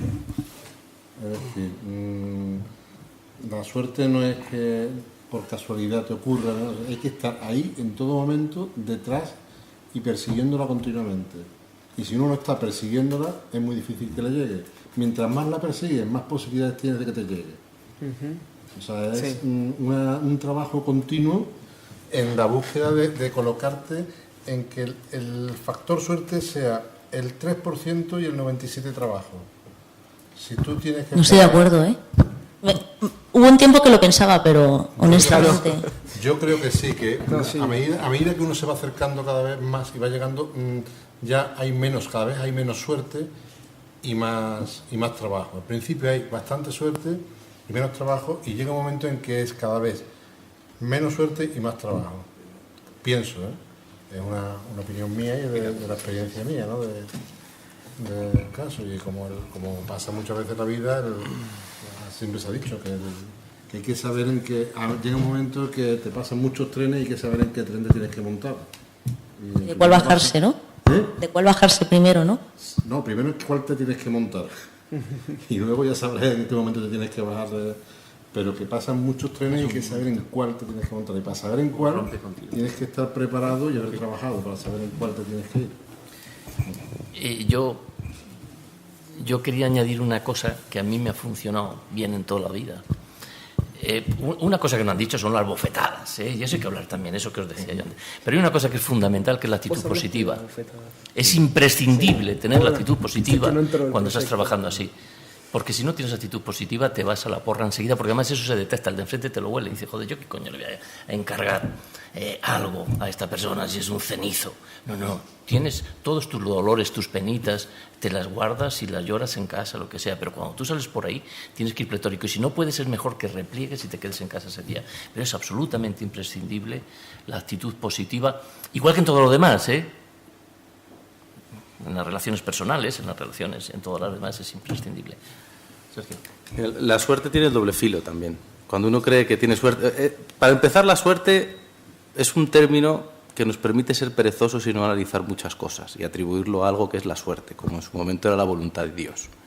Entonces hay que tener cuidado con lo que se atribuye a la suerte. Pero luego tiene su lado oscuro. Yo tengo un caso muy concreto de una de las veces que tuve suerte, que tuve algo que no puedo negar que era suerte, que es recibí la llamada en casa y era Luis Mateo Díez, pues porque me habían dado un premio, el premio de los ciegos de aquí, el de la ONCE, el Tiflos, un premio de novela. Coño, lo que yo llevaba metiendo ahí manuscritos como un desgraciado, enviando, y aquello, claro, no sonaba la flauta nunca. Un amigo mío decía que, claro, que eran los ciegos los que me tenían que haber dado el premio, que eso nunca me había tocado. Pero bueno, el caso es que eso, que era una gran suerte, se acabó convirtiendo en una losa, que a mí me estuvo pesando durante 3, 4 años, por una razón muy sencilla. Lo que en un principio era una suerte, porque financieramente era un premio muy bien dotado, era un premio de cierto prestigio, además es de los pocos que no tiene historias bajo la mesa y tal, o sea, una cosa que todo eran en un principio buenas noticias, llevaba asociada la publicación de la novela en una editorial, que era una editorial que, bueno, pues es una editorial también de cierto prestigio, pero especializada en los clásicos. Entonces uno no vende igual libros de Quevedo o de Garcilaso que libros de un autor joven, y el mercado funciona de una manera completamente diferente, porque el mercado ahora mismo ya lo habéis visto, iros a la mesa de novedades y al cabo de 2 semanas han cambiado todos los libros. Es una cosa, un nivel de producción que es peor que la fruta.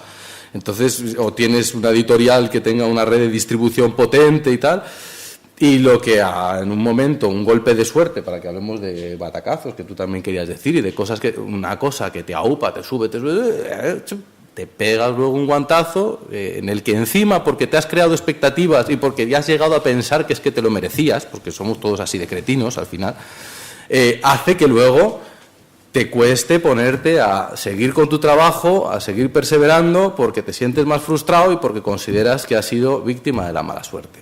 Entonces, todo eso son lecturas personales que uno hace y que tienen doble filo. Así que el tema de la suerte yo le tengo mucho respeto, prefiero que esté ahí flotando, pero no tomarlo ni siquiera en consideración. Es algo que si llega, pues llegó, y si no, pues nada.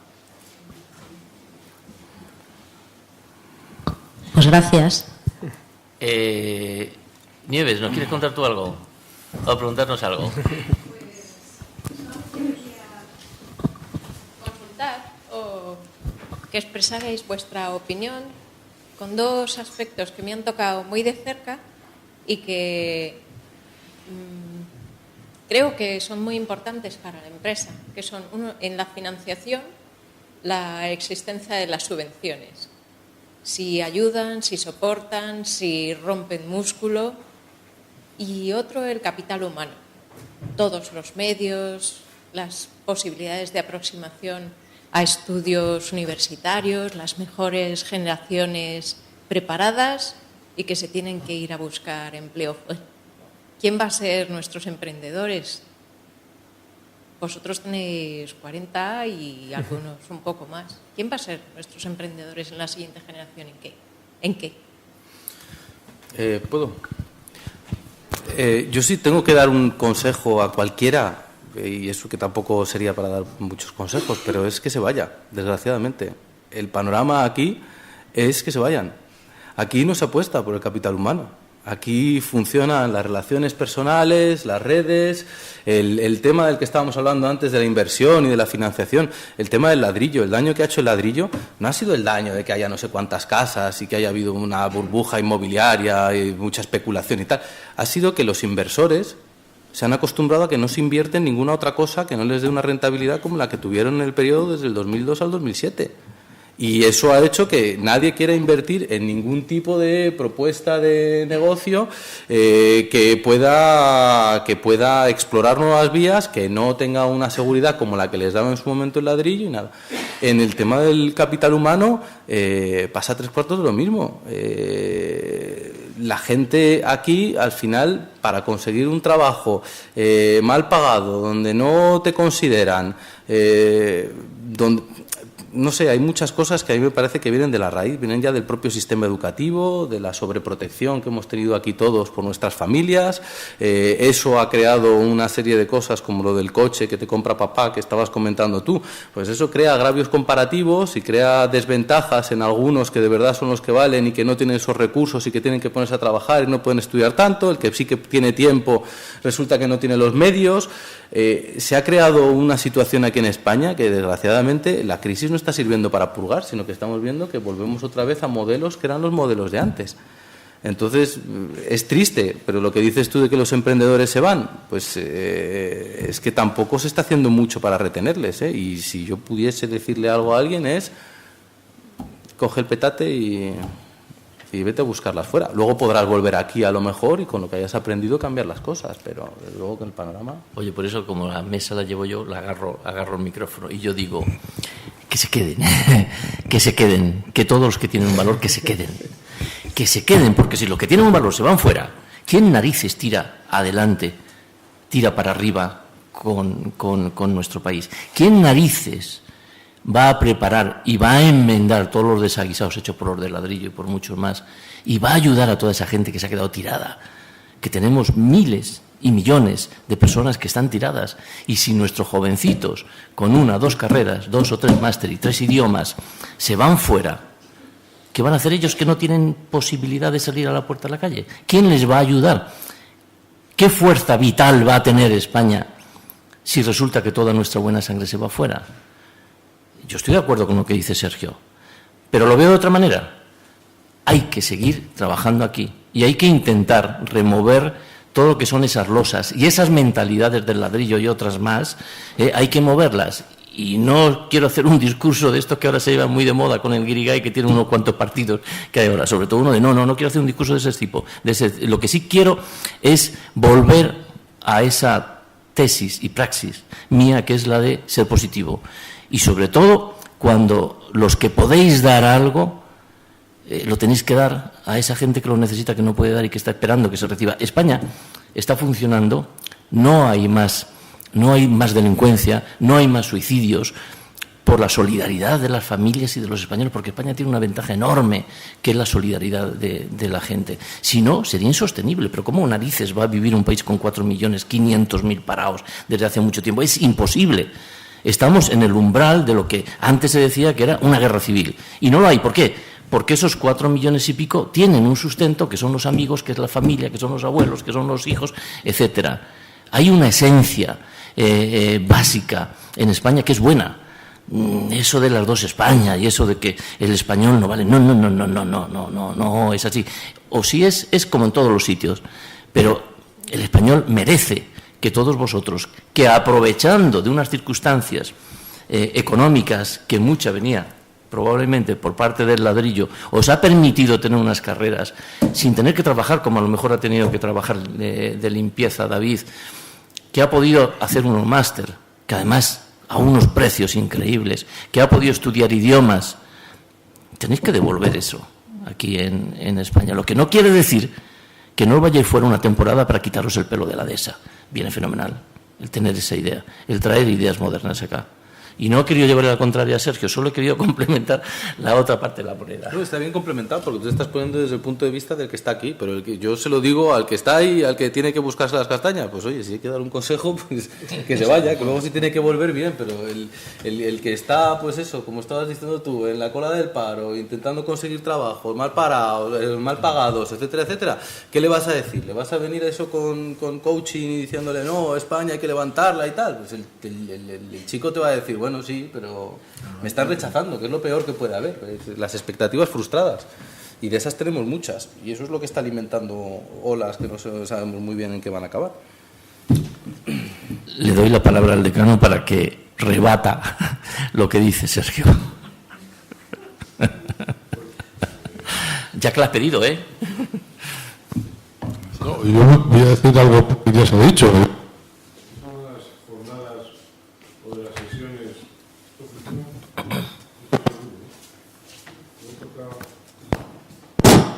Digo que es una de las jornadas.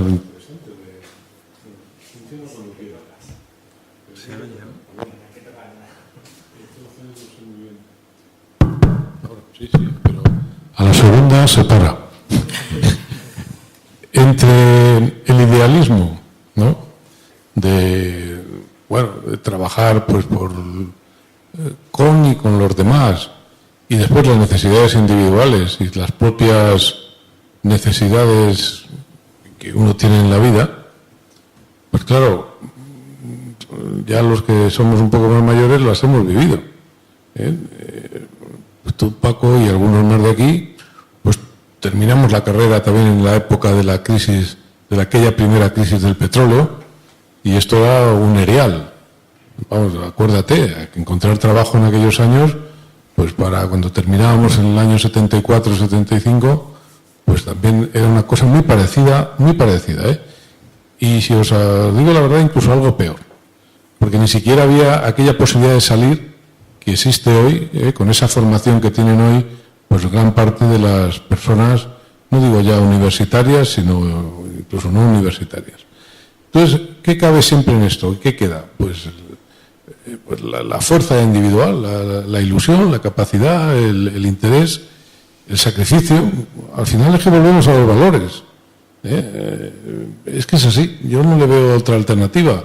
La suerte viene, la suerte, uno mismo sabe si es suerte o no, porque uno mismo sabe muy bien lo que es azar, jugar un billete de lotería, o lo que es que eso, estés sentado y se aparezca la musa cuando estás en la silla, ¿no? Pero la suerte sabemos que no, es escasa, en general. La suerte se reparte una vez al año, en Navidad, y el resto de los días pues es estar a pie del cañón con ese esfuerzo, con esa incertidumbre, con esa angustia también a veces, con esa ansiedad, bueno, y con la que tienes que convivir.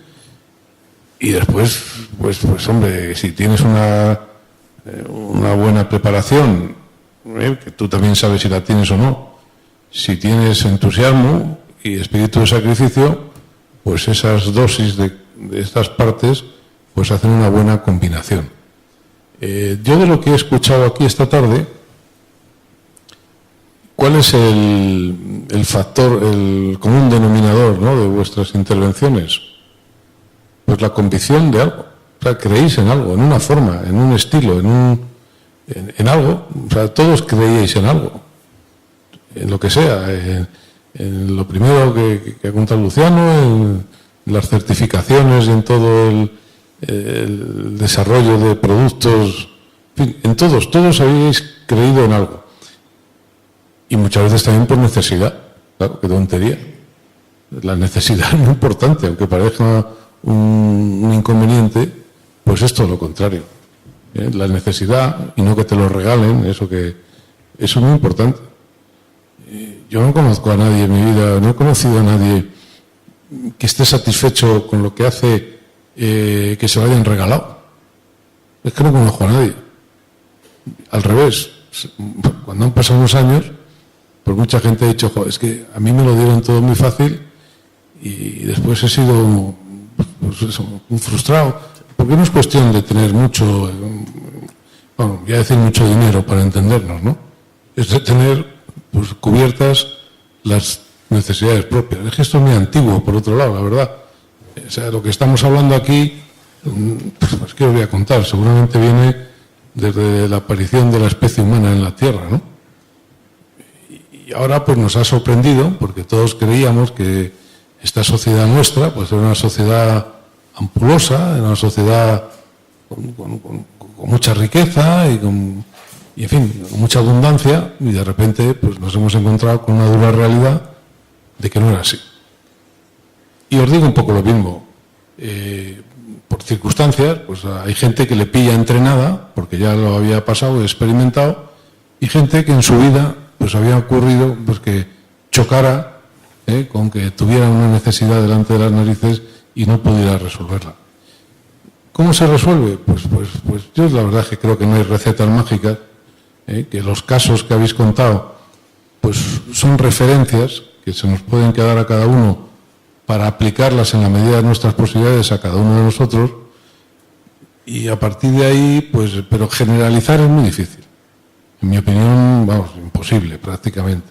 Yo tomo un poquito de lo que tú has dicho, de lo que has dicho tú, de lo que ha dicho, lo que habéis contado, y me quedo con una parte, porque yo tampoco tengo una cabeza universal, ¿no? O sea, yo, ni ninguno de los que seguramente estamos aquí, no tenemos esa capacidad omnímoda para atender a todo lo que pasa alrededor de nosotros y todos estos trenes que pasan. Pues uno se sabe subir a una bicicleta, pero no se sabe subir a un ave, ¿no? No lo sé.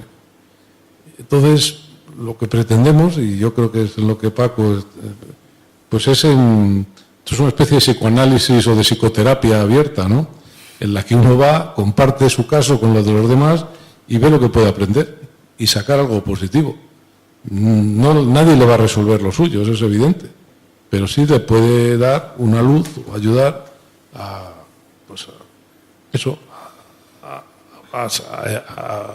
aprender. Pero son las recetas básicas: el esfuerzo, la capacidad, el entusiasmo, la perseverancia. Yo no conozco otra receta, la verdad. Ni para los emprendedores oficiales estos que tú has expuesto muy bien, con los diversos autónomos, independientes, entrepreneur, sí, etcétera. Eso está muy bien. Pero al final es voluntad de vencer o no tenerla. Hombre, y en la vida hay que sobrevivir, porque somos una especie más quizá un error de la naturaleza, pero somos una especie más en este mundo en el que estamos, ¿no? Paco, esto es muy complicado. Yo creo que hay una palabra que se ha repetido varias veces, que es la perseverancia. Que has mencionado tú, has mencionado también el decano. Entonces, bueno, yo creo que es importante perseverar en el intento siempre y no cejar en el empeño de una cosa y no darse por rendido a la primera. Hay que seguir siempre, aunque uno se lleve palos, que se los lleva, y muchos a lo largo de la vida profesional y la vida empresarial, ya ni te cuento. Hay que seguir insistiendo y hay que levantarse todas las mañanas con ganas de hacer algo nuevo, porque si no se cierra el kiosco. En 4 días que se levante uno sin ganas, cierra el kiosco al 5.º día.